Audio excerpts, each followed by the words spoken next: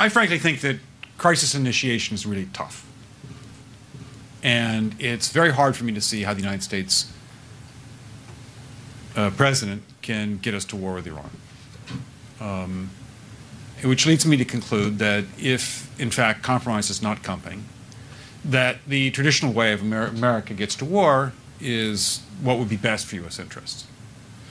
Some people might think that Mr. Roosevelt wanted to get us into World War II, as David mentioned. You may recall we had to wait for Pearl Harbor. Some people might think Mr. Wilson wanted to get us into World War I. You may recall he had to wait for the Lusitania episode. Some people might think that Mr. Johnson wanted to send troops to Vietnam. You may recall he had to wait for the Gulf of Tonkin episode. We didn't go to war with Spain until the until the Maine exploded. And may I point out that Mr. Lincoln did not feel he could call out the Federal Army until Fort Sumter was attacked, which is why he ordered the commander at Fort Sumter to do exactly that thing which the South Carolinians had said would cause an attack.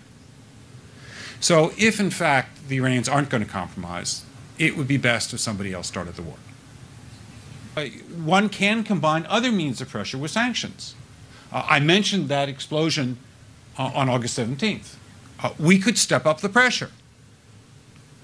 I mean, look, people, Iranian submarines periodically go down. Someday one of them might not come up. Who would know why? We can do a variety of things if we wish to increase the pressure. I'm not advocating that, but I'm just suggesting that this is not a either-or proposition. Of, it's just sanctions has to succeed or other things. We are in the game of using covert means against the Iranians. We could get nastier at that.